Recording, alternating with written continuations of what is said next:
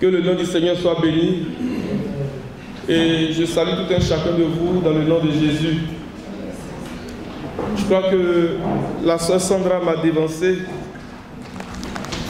Donc, dans la pensée du sujet que j'avais ce matin sur le cœur à partager avec nous,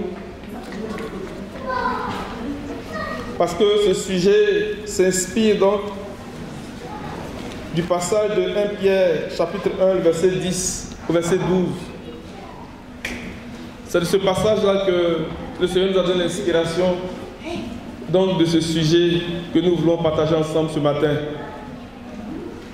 Et s'il y avait un titre à donner, je ne suis pas très bon dans les titres, mais comme le frère Amen insiste, on essaie de trouver une formulation. Donc s'il y avait une façon de formuler ce titre-là, ce sujet-là, ce serait sonder l'époque et les circonstances marquées par l'Esprit de Christ pour la rédemption de nos corps. C'est long, mais soyez rassurés. on va le présenter comme pour susciter en chacun de nous un intérêt, pour susciter en chacun de nous l'envie donc de s'imprégner et de s'investir davantage, donc à sonder les Écritures pour découvrir donc l'époque et les circonstances qui ont déjà été arrêtées dans le calendrier de Dieu pour que justement nous expérimentons l'adoption, la rédemption de nos corps. Amen. Et pour cela, nous allons croiser deux passages. Le premier passage va être celui de Romains chapitre 8, à partir du verset 18. Mais c'est le verset 23 qui va retenir notre attention. Plutôt trois passages ce matin. Et le second passage va être celui de Philippiens chapitre 3, le verset 21. Et le troisième passage va être celui de Apocalypse chapitre 12, verset 1 au verset 3. Et dans une continuité, dans un prolongement, le chapitre 15 d'Apocalypse aussi. En fait, c'est pour éviter de faire trop de commentaires que je donne ces passages-là en parallèle, pour que nous puissions voir les liens. Amen. La sœur nous a rappelé que toute écriture est inspirée de Dieu et qu'aucune écriture, aucune prophétie ne devrait faire l'objet d'une interprétation personnelle. La parole s'interroge à elle-même, elle se répond à elle-même. Amen. Et la lumière qu'elle dégage, c'est cette lumière-là qui nous donne la vie, qui nous transforme. Et le Seigneur est en train de nous conduire justement à ce point-là, où nous n'aurons pas besoin d'interpréter les Écritures, où nous pourrons mettre les passages en parallèle pour que la vérité de Dieu soit révélée. Parce que lorsque nous interprétons, il y a des pertes. Vous voyez, lorsque le Seigneur est rentré dans la synagogue, quand on lui a donné le livre, donc là où il a fait la proclamation, si vous remarquez bien, le Seigneur a lu ce passage-là en étant debout. Et quand il a fini, il a roulé le rouleau, il a remis au serviteur et s'est assis. Le Seigneur est en train d'enseigner que la parole de Dieu, telle que nous l'avons aujourd'hui, elle est supérieure à tout commentaire qu'un homme peut apporter. C'est pour ça qu'il se tient debout. Et dans les synagogues, il lisait les Écritures debout, pour montrer la supériorité de la parole de Dieu sur toute interprétation des hommes. Et cela est très important. Amen. Donc, frère Amen, tu vas nous aider rapidement dans Romains chapitre 8, à partir du verset 18. J'estime que les souffrances du temps présent ne sauraient être comparées à la gloire à venir qui sera révélée pour nous. Amen. Dans ce passage, nous avons la pensée de 2 Corinthiens chapitre 4, verset 16, lorsqu'il dit que les souffrances de ce temps présent ont un poids très faible devant la gloire qui va être manifestée pour nous. 2 Corinthiens chapitre 4, verset 16, avec verset 16. Tu peux nous aider pour faire le lien? On ne va pas le commenter, mais on va faire sortir ce passage-là. 2 Corinthiens 4, verset 16. À partir du verset 16. C'est pourquoi nous ne perdons pas courage. Et lors même que notre homme extérieur se détruit, notre homme intérieur se renouvelle de jour en jour. Car nos légères afflictions du moment présent produisent pour nous, au-delà de toute toute mesure un poids éternel de gloire, parce que nous regardons non point aux choses visibles, mais à celles qui sont invisibles, car les choses visibles sont passagères et les invisibles sont éternelles. Amen. Donc Romains 8, verset 18 dit que j'estime, reste sur 2 Corinthiens 4 là, pour qu'on puisse le lire en parallèle. Donc j'estime que les souffrances du moment présent ne sont pas dignes d'être comparées à la gloire qui va être révélée pour nous. Et 2 Corinthiens 4, le dernier bout là, il dit, car nos légères afflictions du moment présent produisent pour nous, au-delà de toute mesure, un poids éternel de gloire. La gloire a un poids. La gloire qui va être révélée pour nous a réellement un poids. Et à côté de nos souffrances, de nos afflictions du moment présent, on ne peut pas les comparer. Parce que cette gloire-là est au-delà de ce que nous pouvons comprendre ou imaginer. Elle a réellement un poids. C'est pour ça qu'il dit que, quand on continue, il dit que nous regardons à ce qui est invisible. Voyez-vous? Ne regardons pas à ce qui est visible. Ne regardons pas aux souffrances de ce moment présent, mais regardons à ce qui est invisible. Comme Moïse qui parlait à Pharaon comme s'il voyait l'invisible. Il voyait la souffrance de Christ, mais aussi il voyait la gloire qui était attachée à l'humiliation de Christ. Et en le faisant, nous n'allons pas considérer nos afflictions du moment présent. En le faisant, nous n'allons pas voir que nos corps sont en train de se détruire. Parce qu'il y a une gloire qui va être manifestée pour nous. Et c'est à cela que nous voulons avoir les regards fixés. Amen. Donc quand on continue dans Romains chapitre 8, à partir du verset 19. Romains 8, à partir du verset 19. Aussi, la création attend-elle avec un ardent désir la révélation des fils de Dieu. Car la création a été soumise à la vanité, non de son gré, mais à cause de celui qui y a soumise, avec l'espérance qu'elle aussi sera affranchie de la servitude de la corruption, pour avoir part à la liberté de la gloire des enfants de Dieu. Or, nous savons que jusqu'à ce jour, la création tout entière soupire et souffre les douleurs de l'enfantement. Et ce n'est pas elle seulement, mais aussi nous, qui avons les prémices de l'Esprit, nous aussi nous soupirons en nous-mêmes en attendant l'adoption, la rédemption de notre corps. Amen. Il dit nous soupirons et nous attendons. Donc c'est de cette attente-là que je vais parler ce matin. Comment attendre? Et comment reconnaître les temps dans lesquels cette rédemption va s'accomplir pour nous? Parce qu'on ne peut pas attendre dans le vide. On ne peut pas attendre n'importe comment. Il y a une façon d'attendre. Et lorsque j'attends quelque chose, il y a comme une assurance, il y a comme une certitude qui est en moi que ce que j'attends va se réaliser. Donc c'est de cette attente-là que nous voulons parler. Mais plus de la pensée donc de sonder l'époque et les circonstances déjà fixées dans le calendrier de Dieu pour que cette rédemption, cette adoption-là se réalise pour nous. Et que Dieu nous donne l'intelligence. Donc pour découvrir ces choses, comme les prophètes d'autrefois, à qui il a été révélé, il a été dévoilé, ces choses-là. Mais comme ce n'était pas de leur temps, des gens comme Daniel leur a dit, va te coucher, mais à la fin des temps, à la fin de l'âge, tu vas être debout pour recevoir ton héritage. Alléluia. Dans Romains chapitre 8, l'apôtre Paul nous présente ce qu'on appelle l'esclavage de la corruption. La corruption, qui est une expression de la mort, est un esclavage qui domine l'humanité, qui soumet les peuples. Dans le chapitre 7, il présente l'esclavage du péché.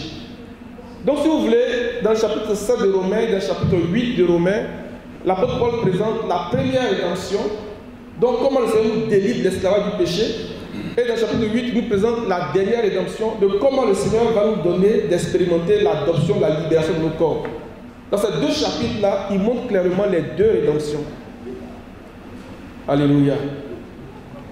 Maintenant, il dit que nous soupirons comme une femme qui est en travail, comme une femme qui est dans le douleur de l'accouchement. Parce que nous voulons être délivrés de ce corps-là, de cet esclavage-là. Nous soupirons de cette façon. Mais de quoi s'agit-il lorsqu'on parle donc de la libération de nos corps? Donc le passage de Philippiens 3, verset 21, va nous aider.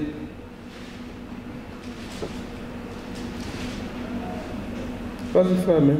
Qui transformera le corps de notre humiliation en le rendant semblable au corps de sa gloire par le pouvoir qu'il a de s'assujettir toutes choses.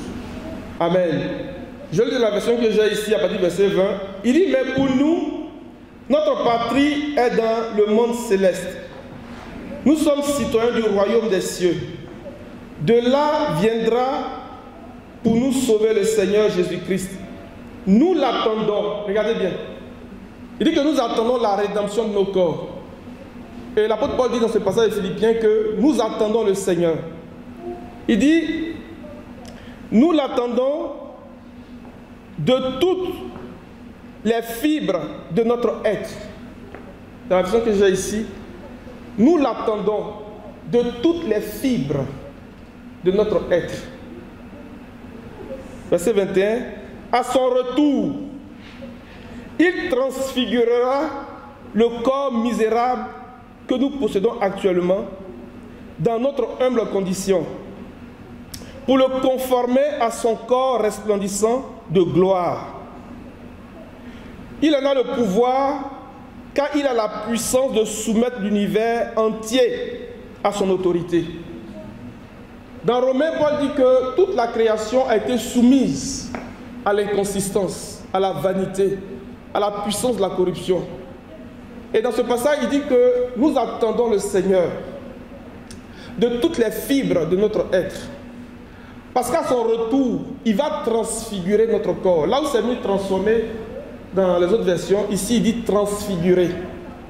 Pour dire que la libération de nos corps, l'adoption, cette adoption dont nous parlons ici, qui est la libération de notre corps, en réalité c'est la transfiguration de notre corps. C'est de ça que nous parlons aujourd'hui. En d'autres termes, si on le replace dans le passage de Romains chapitre 8, nous pouvons dire que nous attendons la transfiguration de notre corps. Mais il dit que cette transfiguration va se faire au retour du Seigneur. Donc là où les autres traditions parlent, donc, nous l'attendons du ciel, comprenons qu'il s'agit du retour du Seigneur. Donc nous sommes dans cette attente-là, de la transfiguration de notre corps, de l'adoption, de la libération de nos corps. Et comme nous l'avions montré précédemment dans les autres passages, que, en pensant à l'épisode de la transfiguration, le mot transfiguré est composé de deux mots. Donc il y a méta et morpho. Méta qui veut dire au-delà, ce qui suit. Mais méta veut aussi dire nouveau. Donc au-delà de cette condition terrestre.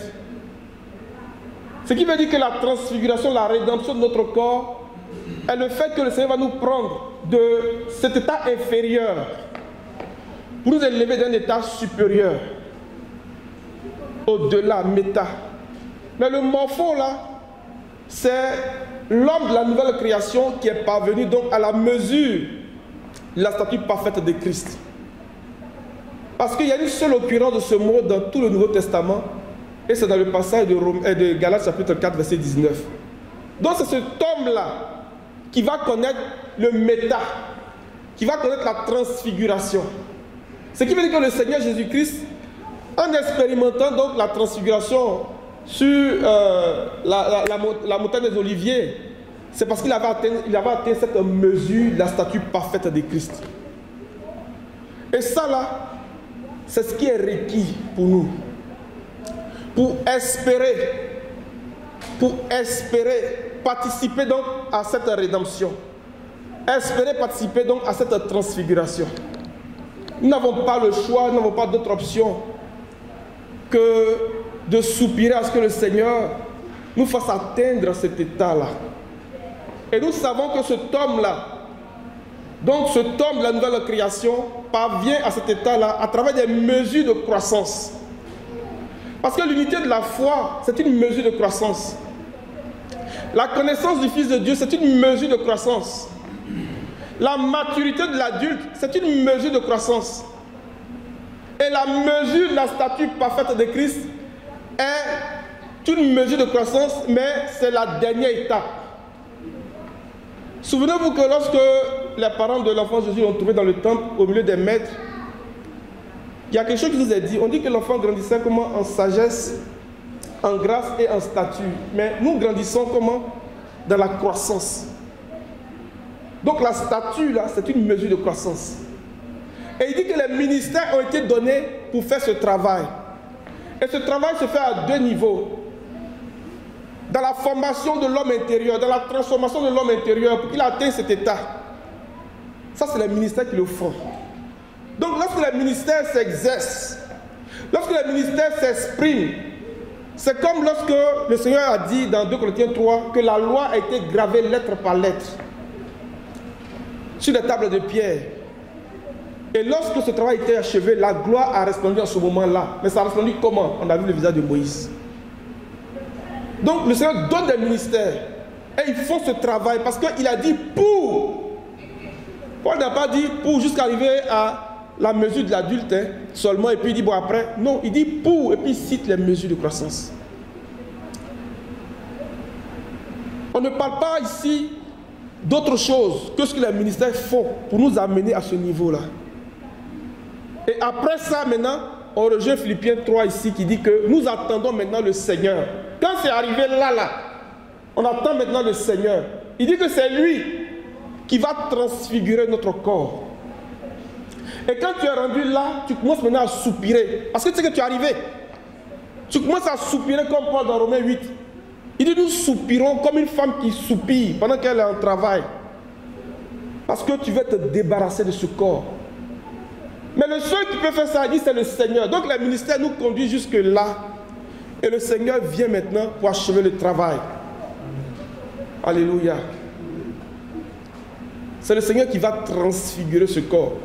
Et Paul précise qu'il a le pouvoir. Amen.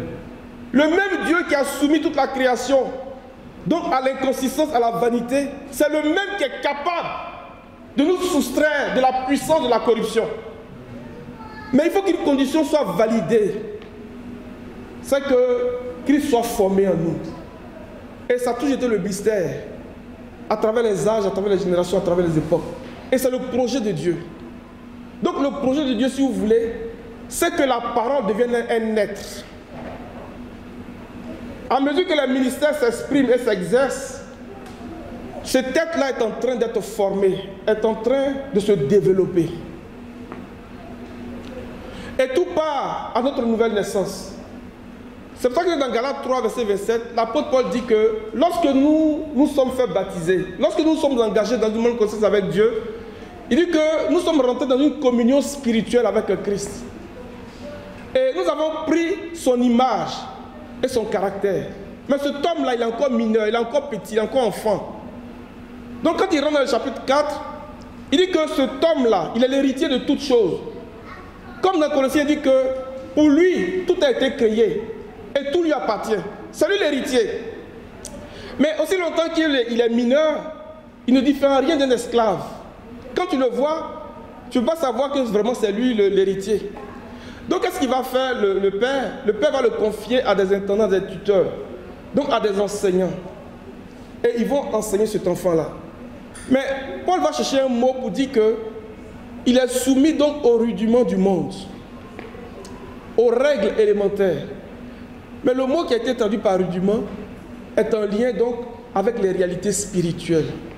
C'est un mot qui est utilisé pour parler donc des luminaires. Alléluia. Donc les luminaires que Dieu a placés dans l'étendue du ciel, là, derrière ça, il y a tout un enseignement. Et l'homme de la nouvelle création est soumis donc à la parole prophétique, qui va l'instruire jusqu'à ce qu'il parvienne à cet état. Et rendu là maintenant, il commence à soupirer. Et c'est le Seigneur qui va faire ce travail. Avant d'aller après chapitre 12, je voudrais faire remarquer ceci. Nous avons le témoignage donc des évangélistes qui disent que le peuple était dans l'attente. On va lire dans Luc chapitre 3, verset 15. Parce que je voudrais insister sur cette attente-là. Il dit que comme tout le peuple était dans l'attente, comme tout le peuple attendait le Messie, attendait le Seigneur, parce que la Bible dit que c'est au retour du Seigneur, c'est à son retour que cette transfiguration de nos corps, que la libération de nos corps va s'opérer. Et lors de la première venue du Seigneur, le peuple aussi était dans l'attente. Pourquoi? Parce qu'il connaissait les prophéties. Donc les prophéties en lien avec la venue du Seigneur. Il connaissait les prophéties de Daniel. Il connaissait les prophéties donc, de Michée, de Osée et tout cela. Il connaissait les prophéties. Et il savait plus ou moins qu'ils étaient dans la période. Donc ils vont aller vers Jean-Baptiste parce qu'il est en train de baptiser. Puis il dit, mais est-ce que c'est toi qui dois venir ou on doit attendre un autre? Luc chapitre 3 verset 15. Comme le peuple était dans l'attente et que tous se demandaient en eux-mêmes si Jean n'était pas le Christ, il leur dit à tous, moi je vous baptise d'eau, mais il vient, celui qui est plus puissant que moi, et je ne suis pas digne de délier la pouvoir de ses souliers. Lui Amen. baptisera du Saint-Esprit et de feu. Ils étaient dans l'attente. Ils savaient qu'ils étaient dans le temps, dans l'époque, ils étaient dans la saison. Ils savaient parce qu'ils connaissaient les prophéties. Mais qu'est-ce qui va se passer? Il y a eu seulement quelques-uns qui ont reconnu que le Seigneur était là. On parle de Siméon par exemple. Et on parle de Anne aussi. On va lire ce qui est dit au sujet de Anne dans Luc chapitre 2, partie verset 37. Et il y avait bien évidemment Zacharie, le père de Jean-Baptiste et Élisabeth. Et il y avait aussi les bergers. Et si vous regardez bien l'évangile de Luc commence dans le temple et se termine dans le temple. Parce que Luc va aller chercher la pensée de Malachie. Lorsqu'il dit que le Seigneur que vous attendez, le voici soudain qui rentre dans son temple. Il va s'asseoir faire un travail. Donc Luc va chercher cette pensée-là pour montrer que son évangile, là, lorsqu'il le raconte, pour nous montrer qu'il commence dans le temple et il se termine dans le temple. Parce qu'il y a un travail que le Seigneur va faire dans l'église. Il va se révéler à tous ceux qui l'attendent d'un cœur sincère. Comme des Siméon, comme des Anne, comme Zacharie et Élisabeth sa femme, comme Joseph et Marie, donc les parents de l'enfant Jésus, comme les bergers qui passaient les veilles dans les champs à garder le troupeau. Il y a eu seulement un petit groupe de personnes qui ont reconnu la présence du Seigneur. Nous parlons d'attendre le Seigneur qui va venir transfigurer le corps de notre humiliation. Il y a une façon d'attendre. Que le Seigneur nous donne de faire partie de ce faible reste-là. Au nom puissant de Jésus. Siméon était capable de reconnaître parce que l'Esprit de Dieu était sur lui. La Bible dit que c'était un homme de très grande piété. Je vais lire le passage avant que je continue. Resté veuve et âgée de 84 ans, elle ne quittait pas le temple et elle servait Dieu nuit et jour dans le jeûne et dans la prière. Étant survenue, elle aussi, à cette même heure, elle louait Dieu et elle parlait de Jésus à tous ceux qui attendaient la délivrance de Jérusalem. Amen. Dans la version que j'ai ici dit, à tous ceux qui attendaient le libérateur. Alléluia. Mais il n'y a pas eu seulement ce faible reste d'Israël là qui a reconnu la visitation du Seigneur. On nous parle des mages. Et c'est ce point-là que je voudrais considérer ce matin pour aller toucher donc le passage d'Apocalypse chapitre 12 ce matin. On va regarder un peu le récit des mages. C'est un récit vraiment extraordinaire. Dans Matthieu chapitre 2,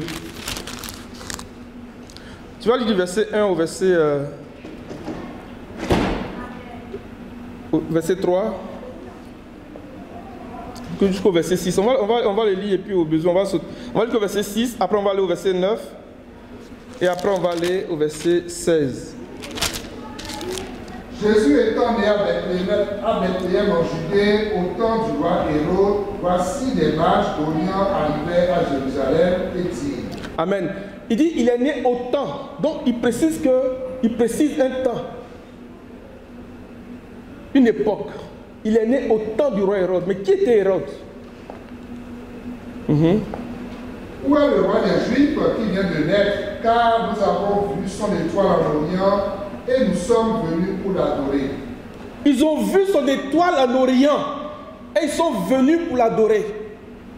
Des gens qui n'étaient même pas au milieu du peuple d'Israël ont vu l'étoile du Seigneur en Orient et ils sont venus pour l'adorer. Ça veut dire qu'eux aussi ils attendaient la venue du Mashiach. Et ça nous révèle la prophétie du Shiloh ici. Ils attendaient. Alléluia. Et tout à l'heure on va voir qu'est-ce que ça veut dire pour nous aujourd'hui. Lorsque nous essayons de comprendre ce passage-là en rapport avec la seconde venue du Seigneur, dans l'attente que nous avons donc de la transfiguration de notre corps. Comment se fait-il qu'ils ont vu les étoiles, l'étoile du Seigneur en Orient? Étaient-ce des astrologues? On ne sait pas. Mais nous savons que toute écriture est inspirée de Dieu pour enseigner, pour instruire, pour convaincre de la justice, pour corriger.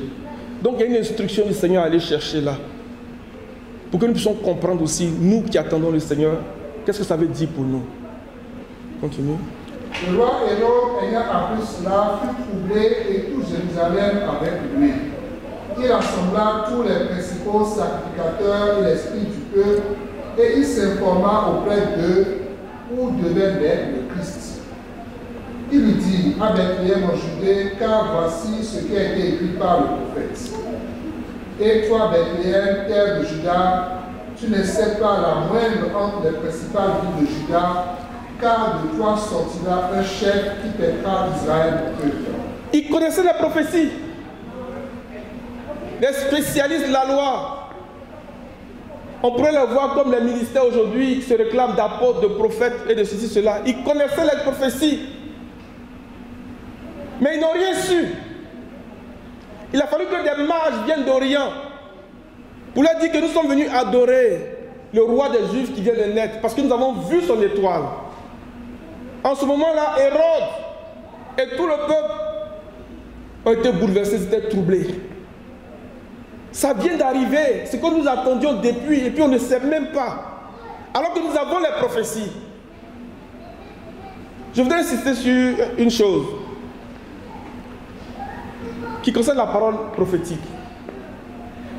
Il faudrait que nous gardions à l'esprit que la venue du Seigneur se fait en accomplissant les prophéties.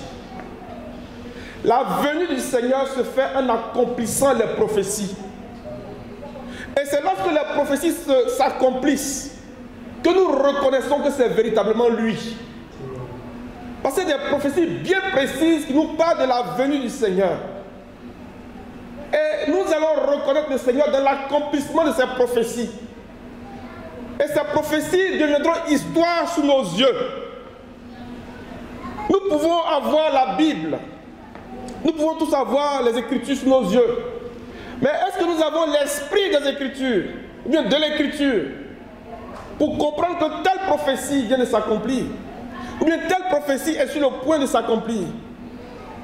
La Bible dit que les prophètes qui ont parlé de ce message-là en ont fait l'objet de leurs recherches et de leurs investigations, parce qu'ils ont voulu sonder l'époque et les circonstances. Donc, il y a une époque, il y a des circonstances qui vont nous donner des indications précises des temps dans lesquels nous sommes. Ils connaissaient les prophéties. Ils ont été capables d'aller prendre les prophéties et dire, voici ce qui est écrit. Ils ont lu. Mais n'ont rien su. Que cela ne soit pas notre cas. Parce que Paul dit que nous soupirons comme une femme qui est en travail, en attendant l'adoption, la libération de notre corps. Il y a une façon d'attendre. Il y a une disposition dans laquelle nous devons être pour attendre. Et il y a un minimum requis pour faire partie de ceux qui attendent. Alléluia. Tu vas sauter, tu vas aller au verset 9. Après avoir entendu le roi, il partit. Et voici, l'étoile qu'ils avaient vue en Orient marchait devant eux, jusqu'à ce qu'étant arrivée au-dessus du lieu où était le petit enfant, elle s'arrêta. Verset 10. Quand ils aperçurent l'étoile, ils furent saisis d'une très grande joie. Regardez ce qui est dit ici. Ça ressemble beaucoup à la colonne de nuée, à la colonne de feu. Donc il marchait devant Israël pour le conduire jusqu'à la terre promise. Le récit dit ici que, après avoir entendu le roi, parce qu'il a dit d'aller se renseigner et puis de venir lui donner l'information pour que lui aussi l'aille adorer, le roi des Juifs. Donc ils sont partis. La Bible dit qu'ils partirent et l'étoile qu'ils avaient vue en Orient allait devant eux. Donc l'étoile a été leur guide. Cette étoile-là a été leur guide pour aller leur montrer la maison. Il n'y avait pas de GPS avant. Hein. Et ils ont suivi l'étoile. Ils ont suivi l'étoile. Et l'étoile s'est arrêtée là où l'enfant était. Et la Bible, ils ont eu une grande joie. Mais qu'est-ce que ça veut dire? Qu'est-ce que ça veut dire pour nous aujourd'hui qui sommes dans cette attente-là? On va lire Genèse chapitre 1, verset 14. Pour comprendre la pensée du Seigneur en lien avec cette étoile-là. Est-ce que nous devons comprendre pour nous aujourd'hui qui sommes dans cette attente de la rédemption, la libération de nos corps? Genèse 1, verset 14. Dieu dit qu'il y a des luminaires dans l'étendue du ciel pour séparer le jour d'avec la nuit, que ce soit des signes pour marquer les époques, les jours et les années. Donc, les luminaires sont des signes pour marquer les époques, les jours et les années. Et le récit nous dit qu'ils ont vu l'étoile en Orient. Et ils ont compris que l'enfant, le roi des Juifs, était né. Et ils sont venus à Jérusalem pour l'adorer. Mais il était à Bethléem. Donc il fallait se rendre là-bas. Et dans cette ville, il fallait trouver la maison où il résidait. Ce n'était pas évident. Parce que c'était un mystère qui était caché. Mais la même étoile les a conduits jusqu'à ce qu'ils trouvent l'enfant. Et Moïse nous dit dans ce passage que les luminaires sont des signes.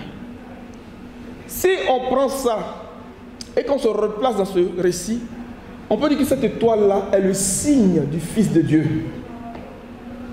Est-ce que vous comprenez? C'est le signe de l'enfant qui venait de naître. Parce que l'étoile est un signe. Le soleil et la lune sont aussi des signes. Donc il y a un signe qui doit nous conduire, il y a un signe qui doit nous guider et qui doit nous permettre de reconnaître l'époque et les circonstances. Est-ce que vous me suivez? Maintenant, quand on va dans Matthieu 24, verset 30, lorsque le Seigneur est en train de répondre à la question des apôtres, ils ont dit, mais dis-nous, quand cela arrivera-t-il et quel sera le signe de ton retour et de la fin du monde?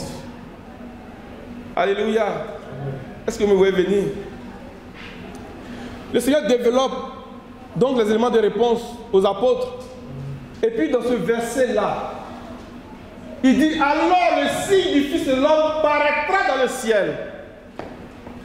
De même que l'étoile était apparue, et qu'ils ont reconnu cette étoile-là, qui les a même guidés jusqu'à ce qu'ils trouvent l'enfant, il y a un signe qui doit apparaître pour nous. Il y a un signe qui doit nous révéler que nous sommes dans le temps. Il y a un signe qui doit nous révéler que nous sommes dans les circonstances, que nous sommes dans la saison, que nous sommes dans cette époque-là. Pour nous qui attendons la rédemption, la transfiguration de nos corps, il y a un signe. Et ce signe-là, c'est le signe du Fils de l'homme. Ce que ce récit de Matthieu 2 nous dit ici, là, ce que ça nous enseigne aujourd'hui, c'est que cette étoile-là parlait du signe de l'enfant qui était né. Le Seigneur dit, alors le signe, donc le Fils de l'homme est un signe. Il a un signe, les amis.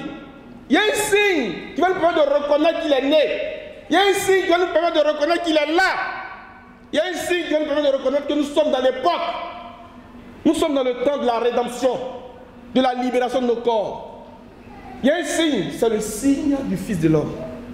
De même que l'étoile a été pour donc ces mages-là un signe dans le ciel qui les a guidés. Nous aussi, le signe du Fils de l'homme doit être un signe qui doit nous guider jusqu'à ce que nous fassions l'expérience de cette adoption, la libération de nos corps. Alléluia. Pendant que nous sommes là, je vais attirer notre attention sur quelque chose que nous avons déjà regardé à l'occasion, que je veux rappeler pour renforcer cette pensée. Les scribes, les mêmes personnes qui sont parties prendre les Écritures, venaient dire, ah, voici ce que le prophète a lu là, a écrit là, et qui n'ont même pas reconnu que les choses étaient accomplies. Les mêmes gens sont allés voir le Seigneur pour dire, mais fais-nous voir un signe venant du ciel. Paul a dit, nous attendons du ciel dans d'autres traductions. Et dans la traduction que j'ai lue, il dit, nous attendons le retour. Fais-nous voir un signe venant du ciel. Le Seigneur a dit, une génération qui tourne le dos à Dieu, perverse et corrompue, demande un signe. Mais il va dire quoi? Vous savez reconnaître l'aspect du ciel. Et vous êtes même capable de dire que demain fera beau, ou bien demain va pleuvoir. Mais vous n'êtes pas capable de reconnaître le temps dans lequel nous sommes. Mais le Seigneur est bon. Il dit qu'il ne leur sera donné aucun autre signe que celui de Jonas le prophète. Mais quel était ce signe-là? Jonas a fait 3 jours et 3 nuits dans le vent du grand poisson. Jonas a connu la mort, mais il a été ramené à la vie par le Seigneur. C'est la résurrection. La résurrection est pour nous aujourd'hui le signe du Fils de l'homme. Alléluia. On va aller dans le nombre pour renforcer un peu cette pensée. Lorsque les gens commencent à murmurer, le Seigneur dit, bon, dis à chacune des tribus, aux chefs de famille d'apporter un bâton. Et le bâton de celui qui va fleurir, le bâton en tout cas de la tribu qui va fleurir, sera celui que j'aurai choisi pour exercer mon sacerdoce. Mais lorsque les événements sont accomplis, le Seigneur a dit de déposer ce bâton-là dans le témoignage. Pour qu'il serve de quoi? De signe. La résurrection dont nous parlons aujourd'hui, c'est un signe. Et c'est le signe du Fils de l'homme. Quand nous allons regarder l'Apocalypse, nous allons comprendre que derrière ce signe-là, le Seigneur est en train de nous indiquer. Il est en train de clairement nous indiquer un temps. Il est carrément en train de nous indiquer une époque. Et les circonstances qui vont prévaloir. Pour nous donner avec certitude que nous sommes dans le temps de l'adoption, de la libération de nos corps.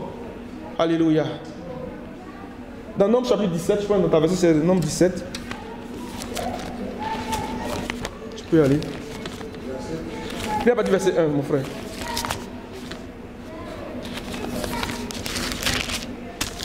Donc 17 à partir du verset 1. L'Éternel parla à Moïse. Non, on va à partir du verset 16. Je ne sais pas si c'est la même. Parce que je pense que c'est un peu décalé ce passage-là.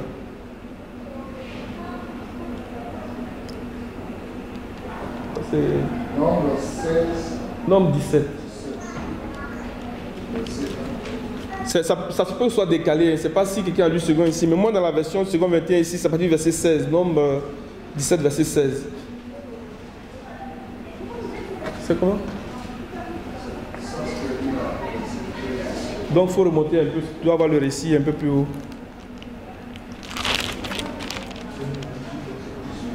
Le 18? Non, c'est pas dans le 18, c'est dans le 17. 16 par là. C'est là. Moi, dans ma version ici, c'est à partir du verset 16. Nombre 17, verset 16, second 21. Qui a lu second? Toi, c'est 17. À partir du verset 1. Donc, vas-y. Nombre 17, à partir du verset 1. L'Éternel parla à Moïse et dit, parle aux enfants d'Israël et tente d'eux une berge selon les maisons de leur père, soit 12 berges de la part de tous les princes selon les maisons de leur père. Tu écriras le nom de chacun sur sa berge, et tu écriras le nom d'Aaron sur la berge de Lévi, car il y aura une berge pour chaque chef des maisons de leur père. Tu les déposeras dans la tente d'assignation devant le témoignage, où je me rencontre avec vous. L'homme que je choisirai sera celui dont la berge cueillera, et je ferai cesser de devant moi les minutes pour faire contre vous les enfants d'Israël. Moïse parla aux enfants d'Israël, et tous leurs princes lui donnèrent une berge, chaque prince une berge selon les maisons de leur père, soit 12 berges. La berge d'Aaron était au milieu des leurs. Moïse déposa les berges devant l'Éternel dans la tente du témoignage. Le lendemain, lorsque Moïse entra dans la tente du témoignage, voici la berge d'Aaron où la maison de Lévi avait fleuri. Elle avait poussé des boutons, produit des fleurs et mûri des amandes. Moïse ôta de devant l'Éternel toutes les berges et les porta à tous les enfants d'Israël, afin qu'ils les vissent et qu'ils prissent chacun leur berge. Continue. L'Éternel dit à Moïse, reporte la verge d'Aaron devant le témoignage pour être conservée comme un signe pour les enfants de rébellion, afin que tu fasses cesser de devant moi leur murmure et qu'ils ne meurent point. Alléluia. Alléluia. Je croyais que vous alliez vous réjouir de savoir que la résurrection, c'est un signe. Alléluia. Alléluia. Que le nom du Seigneur soit béni. Le Seigneur a dit, l'Éternel dit à Moïse, rapporte le bâton d'Aaron devant le témoignage pour qu'il soit conservé comme un signe. Donc, c'est la résurrection. Ce bâton-là qui a fleuri en une seule nuit, ça nous parle de la résurrection. La résurrection est un signe. Et le Seigneur nous dit que si nous voulons comprendre les temps dans lesquels nous sommes, le seul signe qui nous sera donné pour savoir exactement où est-ce que nous sommes rendus, c'est la résurrection. Et c'est le signe du Fils de l'homme. Et cette façon que le Seigneur a de parler de lui en disant le Fils de l'homme, on peut le mettre en parallèle avec cet épisode, donc la révolte des enfants d'Israël, au cours de laquelle ce bâton a fleuri, parce que dans Actes chapitre 17, verset 31, l'apôtre Paul dit qu'il a désigné un homme qui sera le juge des morts et des vivants. Dans une version dit l'homme.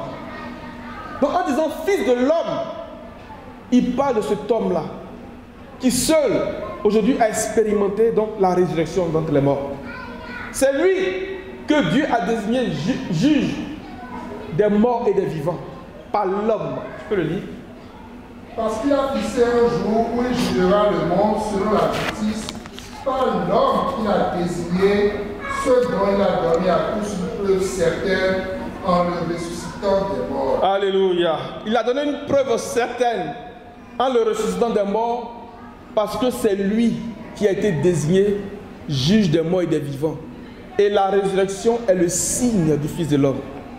Alléluia. Donc lorsque nous revenons à Matthieu 24, verset 30, il dit alors le signe du Fils de l'homme paraîtra dans le ciel. Alors le signe paraîtra dans le ciel. Mais est-ce qu'il faut regarder le ciel atmosphérique comme ça? Non, ce n'est pas de ça qu'il est question. C'est d'un langage spirituel. C'est d'un langage spirituel. Comment aujourd'hui pouvons-nous comprendre, ou bien pouvons-nous savoir que le signe est apparu dans le ciel? Comment est-ce qu'on peut savoir aujourd'hui que le signe est apparu dans le ciel?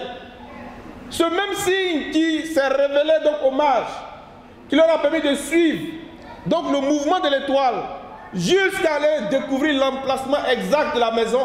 C'est ce même signe-là qui est en train de nous guider pour nous montrer avec précision l'époque et les circonstances qui ont été arrêtées dans le calendrier de Dieu pour nous faire rentrer donc dans l'adoption, la rédemption de nos corps.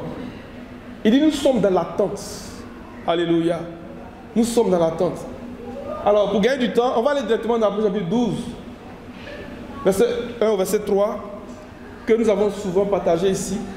Sans rentrer dans beaucoup de commentaires de détails, je voudrais mettre cette image-là sous nos yeux ce matin. Et que chacun de nous puissions soupirer à ce que le Seigneur nous donne l'intelligence de comprendre les indications ou bien l'époque et les circonstances que ces signes-là nous enseignent. Parce que ces signes nous parlent d'un temps. Dans Matthieu 24, verset 30, le Seigneur va reprendre une pensée que nous retrouvons donc dans Daniel chapitre 7. Lorsqu'il dit que pendant que je regardais, j'ai vu le Fils de l'homme venant sur les nuées du ciel. Déjà là, dans ce verset 30 de Matthieu 24, le Seigneur est en train de nous révéler quelque chose. Au temps de la quatrième bête, cette quatrième bête n'a pas été nommée par Daniel parce qu'elle n'appartenait pas à son époque. Elle n'existait pas en son temps. Et les prophètes, ils ont un style particulier pour parler des choses qui concernent les temps de la fin. Ou bien pour parler des événements qui se rapportent à des temps très éloignés. Ils vont partir donc des éléments qui appartiennent à leur époque pour nous donner des caractéristiques de cette chose-là. C'est le seul royaume qui n'a pas été nommé parce qu'il n'existait pas au temps de Daniel. Il n'existait pas. Alléluia. Mais nous savons que le royaume vient en deux temps. Dans le chapitre 2, lorsque Daniel interprète le songe, il dit que la pierre que tu as vue là, c'est le royaume de Dieu qui vient comme ça. Mais lorsque le Seigneur vient dans les jours de sa chair, la bête qui était là, c'était Hérode, avec l'Empire romain. Mais si on lit bien le récit de Daniel, il dit que cette statue a été pulvérisée ensemble. Ensemble. Ça veut dire que cela nous donne l'indication en lien avec la seconde venue du Seigneur. Et lorsque nous regardons maintenant Apocalypse de très près, particulièrement le chapitre 13, nous comprenons qu'il est question là d'une bête qui a les attributs, qui a les caractéristiques des 3 précédents empires au temps de Daniel. Donc en rapport avec l'ours, le léopard et le lion. Donc il résume, il récapitule les 3 précédents empires qui existaient au temps de Daniel. Mais cette bête du chapitre 13 est cette 4e bête qui a été annoncée par Daniel au chapitre 7. Donc au temps de cette bête, de la même façon que lors de la première venue du Seigneur, il y avait une bête qui était là. Il dit le Seigneur l'a acquis au temps du roi Hérode. Et Daniel nous a expliqué ce que c'est qu'une bête. Une bête, c'est une nation, c'est un royaume. Et pour un thème plus familier, c'est un gouvernement avec son dirigeant. C'est ça une bête. Donc il est question pour nous de reconnaître que dans cette attente-là, il va y avoir la formation d'une bête, d'un gouvernement mondial. Alléluia. Et ça là, c'est une indication bien précise pour nous. Et lorsque nous regardons de très près, après chapitre 12, les 3 premiers versets, il y a là 2 signes. 2 signes. Il y a un premier signe qui est en rapport avec une femme qui est en travail, dans la douleur de l'accouchement. Paul nous a dit dans Romains chapitre 8, que nous soupirons comme une femme qui est en travail, en attendant l'adoption, la libération de nos corps. Donc les chrétiens qui ont atteint cette mesure de la statue parfaite de Christ commencent à soupirer. C'est ce qu'il nous dit. Parce que si tu n'as pas atteint cette mesure, tu ne peux pas soupirer, parce que tu n'as pas encore bien compris. On va lire Romains 8, verset 22, verset 23. Et on va lire après chapitre 1, verset 1 et 2. Et gardez dans la pensée le passage de Galates chapitre 4, verset 19. Mes enfants, pour qui je soupire, les douleurs de l'accouchement, jusqu'à ce que Christ soit formé en vous. C'est ça qui parle. Mais c'est une réalité spirituelle qui n'est pas facile à comprendre, à saisir. Mais ce qui va nous permettre de savoir exactement le temps dans lequel nous sommes, c'est lorsque nous allons commencer à regarder cette deuxième bête en rapport avec cette bête-là. Parce que c'est quelque chose qui va apparaître sur la terre. C'est quelque chose qu'on va voir. Et déjà, les gens annoncent les couleurs de cette bête-là. On nous parle de cette bête-là. Et cela doit venir attirer notre attention. Romains 8, verset 22, verset 23. Or, nous savons que jusqu'à ce jour, la création tout entière soupire et souffre les douleurs de l'enfantement. Et ce n'est pas elle seulement, mais aussi nous, qui avons les prémices de l'Esprit. Nous aussi, nous soupirons en nous-mêmes en attendant l'adoption, la rédemption de notre corps. Reprends bien le verset 23. Et ce n'est pas elle seulement, mais nous aussi qui avons les prémices de l'Esprit. Nous soupirons comment? Comme une femme en travail.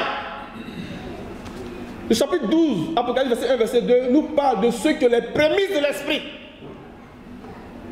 qui ont atteint la mesure de la statue parfaite de Christ. C'est d'eux qu'il est question. Et c'est le signe qui nous est révélé dans le ciel, l'un des grands signes, premièrement. Et ce n'est pas elle seulement, mais nous aussi, qui avons la prémisse de l'Esprit, nous soupirons en nous-mêmes, en attendant l'adoption, la rédemption de nos corps. Elle a atteint un état, un niveau où elle commence à soupirer, à expérimenter la transfiguration de son corps. La mention de étant dans la douleur de l'enfantement est vraiment précise. Mais ça nous parle aussi d'un temps de crise. Pourquoi? Lorsque le Seigneur commence à répondre à la question des apôtres, il dit faites attention que personne ne vous séduise. Et il va commencer à citer un certain nombre de choses. Et puis il va dire dans la version Semeur par exemple, ce sont les douleurs, les premières douleurs de l'enfantement. Et les douleurs de l'enfantement traduisent l'idée d'une crise, d'un temps difficile. Alléluia. Donc cette femme-là, elle est rendue à cette étape-là où elle attend. Elle attend la transfiguration de son corps. Elle attend la rédemption de son corps. Elle attend la transformation de son corps. Elle attend la résurrection de son corps. Elle attend la délivrance de la puissance de la corruption. Elle attend sa délivrance.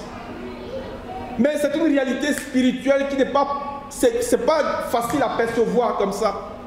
Quand je regarde mon frère et ma soeur, je peux savoir que Christ est totalement formé en lui ou en elle.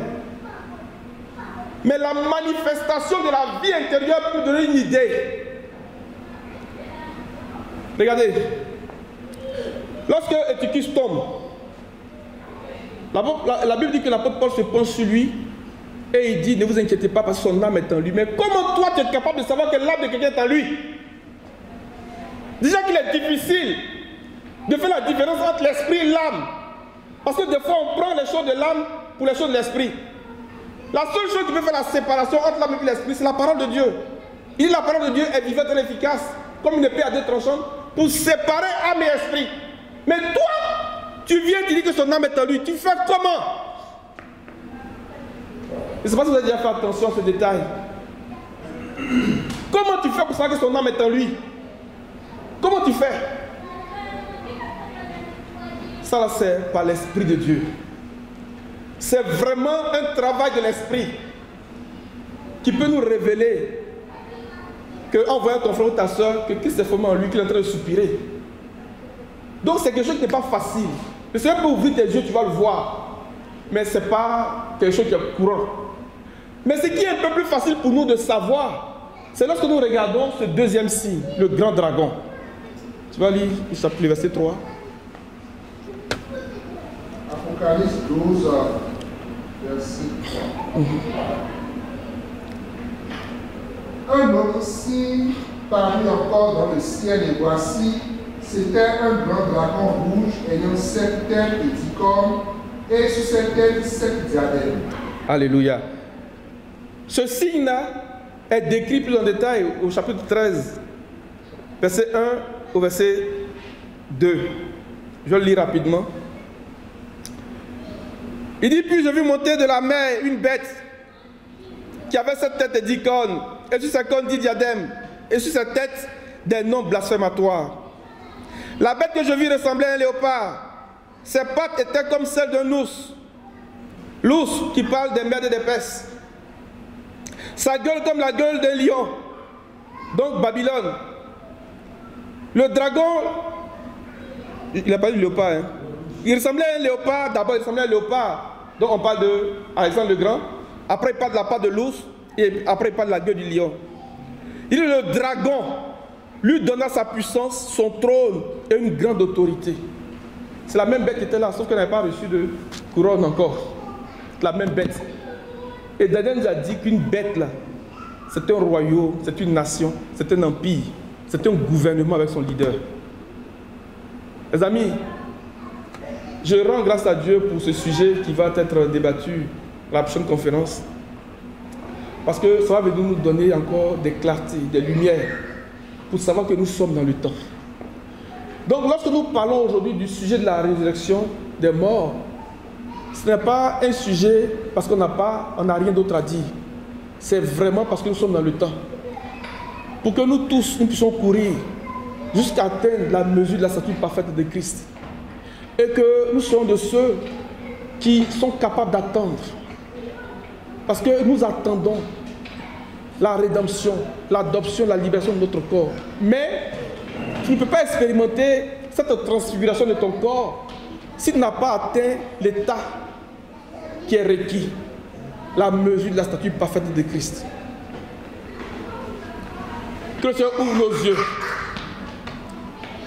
Que le Seigneur ouvre nos yeux, les amis. Alléluia. Et si nous voulons circonscrire un peu donc cette époque-là dans le contexte de l'Apocalypse, nous l'avons souvent dit ici, que, reprenons la pensée de Daniel chapitre 12, il dit que ce sera une époque de détresse, telle que le monde n'a jamais connue. Et dans cette époque-là, Daniel va annoncer clairement la résurrection. Il dit, plusieurs de ceux qui dorment dans la poussière de la terre se réveilleront. Les uns pour l'honneur, pour la gloire, mais les autres pour le rang éternel. Il parle de la résurrection.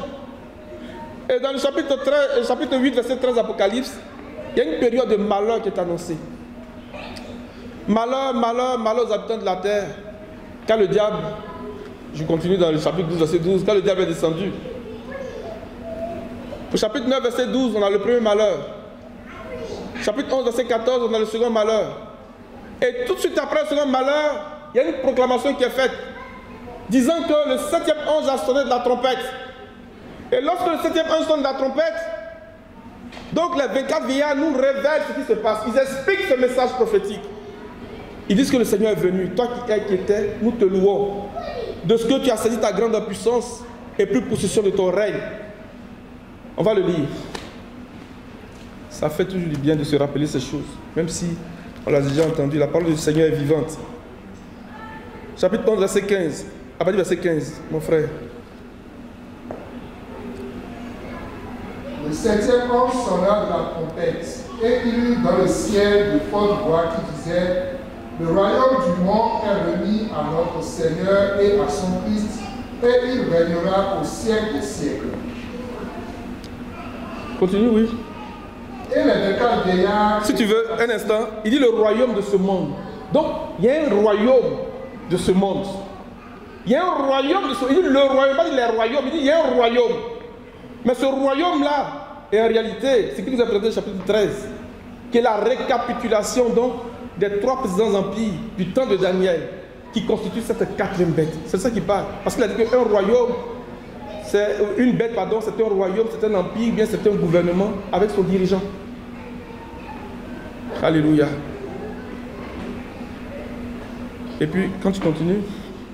Et les 24 vieillards qui étaient assis devant Dieu sur leur trône se consternaient sur leur face, et ils adoraient Dieu en disant: nous te rendons grâce, Seigneur Dieu Tout-Puissant, qui est et qui était, de ce que tu as saisi ta grande puissance et pris possession de ton règne. Pourquoi tu ne dis plus et qui vient? Parce qu'il est déjà venu. Et vous voyez comment le chapitre 11 se termine. On dit: l'arche du témoignage apparut dans le temple. Et tout de suite après, on voit une femme qui est en train de soupirer. Qui est en train de soupirer dans la douleur de l'enfantement. En fait, ce signe du chapitre 12, verset 1, verset 2, est ce qui se passe lorsque le temple est ouvert dans le ciel. Il y a un lien entre la fin du chapitre 11 et le début du chapitre 12 d'Apocalypse. Ce qui se passe là-bas, c'est ça. Parce que c'est dans le lieu très saint que l'enfant va naître. Alléluia. Et il dit que cela s'est fait avec la venue du Seigneur. Je termine sur cette pensée que nous connaissons et qui va rejoindre Matthieu chapitre 2 qu'on a regardé. Et puis je vais dire quelque chose. Lorsque le Seigneur passe chez Abraham, Genèse chapitre 18, verset 10, il annonce une grande nouvelle à Abraham, une bonne nouvelle à Abraham. Il dit: je reviendrai l'année prochaine, à cette même époque. Il y a toujours une époque. Et Sarah, ta femme, aura un fils. Je reviendrai l'année prochaine, à cette même époque. Et Sarah, ta femme, aura un fils. Mais quand on poursuit la Genèse, on n'a pas vu le Seigneur revenir comme il est revenu avec les 2 autres personnes là. Mais il est revenu à quel moment? Il est revenu à travers la naissance de Isaac. Est-ce que vous comprenez? Il dit: je reviendrai et Sarah aura un fils. Mais est-ce qu'il est venu une fois encore et puis Abraham a dit: ah, viens t'asseoir, on va avec tes pions, on va manger? Non, on n'a plus vu ça. Mais on constate que Sarah a un fils. C'est qu'il est venu. Il est venu à travers Isaac.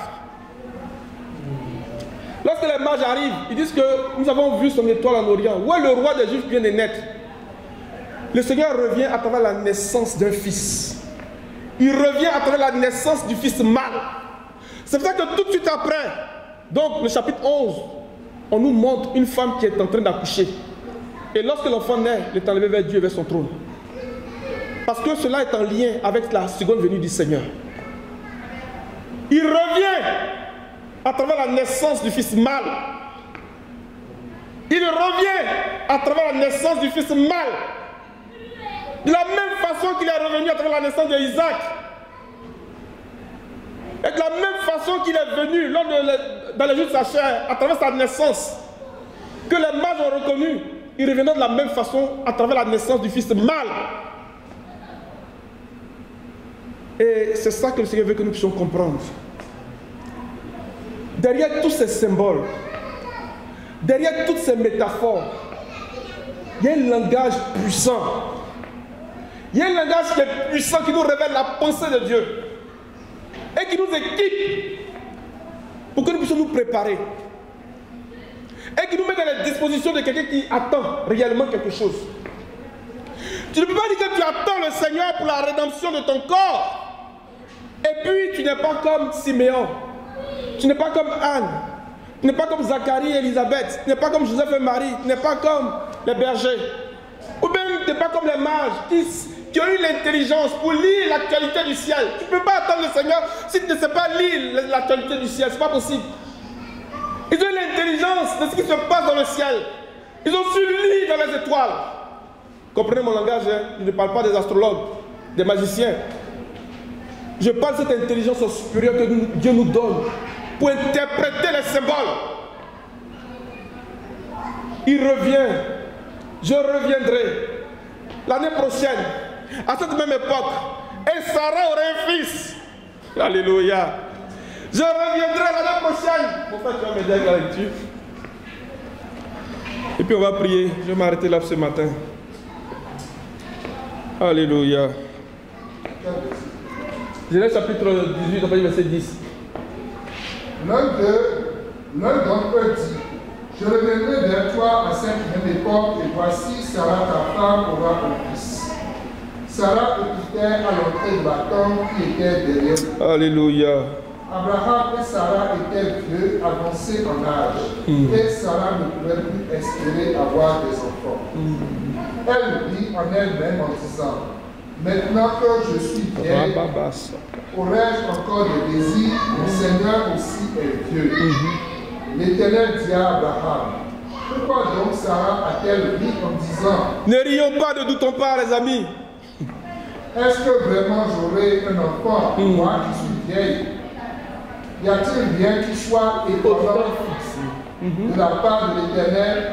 Autant fixé, je reviendrai vers toi à cette même époque et Sarah aura un fils. À cette même époque, et Sarah aura un fils. Quelle était cette époque-là? Sodome et Gomorrhe, où la perversité avait atteint un niveau qui était irrécupérable. La Bible dit du plus petit au plus grand, c'est-à-dire que celui qui pouvait marcher là, il était parmi les gens qui étaient partis frapper à la porte de l'autre. Et qu'est-ce qui se passe aujourd'hui dans nos sociétés? Je ne veux pas qu'on coupe ma tête, je vais m'arrêter là. Alléluia. Y a-t-il quoi que ce soit de trop difficile pour l'Éternel? Rien n'est impossible à l'Éternel. Rien n'est impossible à l'Éternel. Grand Dieu puissant, conseiller, puissant action. Rien, absolument rien. Rien n'est impossible à l'Éternel. Rien n'est impossible à l'Éternel. Si tu attends un enfant, le Seigneur te visite aujourd'hui au nom de Jésus. Parce que rien n'est impossible à l'Éternel. Marie a dit, comment cela se fera-t-il? Comment cela se fera-t-il? Le Saint-Esprit viendra sur toi. Et la puissance du Très-Haut te couvrira de son nom. C'est que tu envoies ton esprit. Et tu couvres l'église de ton nom. Et le Fils mâle naît. Le Fils mâle naît au nom de Jésus. Rien n'est impossible à l'Éternel. Rien n'est impossible à l'Éternel.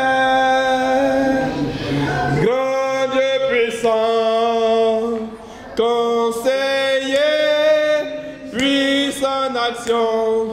Rien, absolument rien. Rien n'est impossible à l'Éternel. Rien n'est impossible à l'Éternel. Rien n'est impossible à l'Éternel.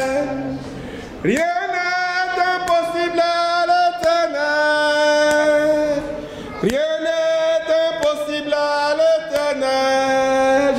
Sandra à venir prier avec nous. Que le Seigneur nous donne l'intelligence pour discerner les temps et les saisons, pour lire les signes, pour interpréter ce grand signe du Fils de l'homme. Comme les mages qui ont été conduits par l'étoile, par le signe du Fils de l'homme. Que l'interprétation de ce grand signe nous conduise jusqu'à ce que nous expérimentons la rédemption, la libération de nos corps, à travers la naissance du Fils mâle. Alléluia.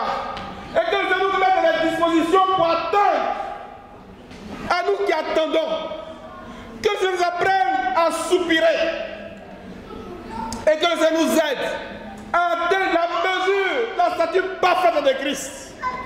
Le minimum requis, mais qui en réalité n'est pas un minimum, c'est grand, c'est vraiment grand. C'est le fruit du travail d'un ministère. Ma soeur, tu vas prendre le micro et tu vas prier. Alléluia.